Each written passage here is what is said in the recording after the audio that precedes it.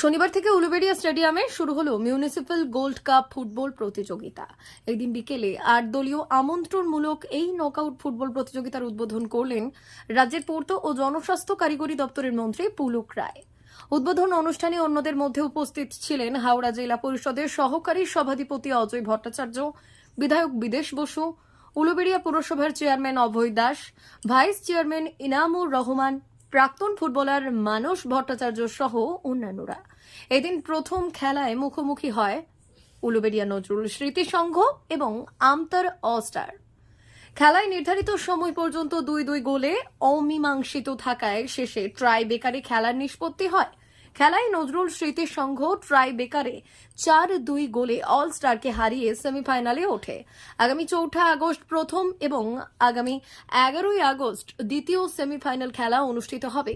আগামী ১৬ আগস্ট প্রতিযোগিতার ফাইনাল খেলা অনুষ্ঠিত হবে।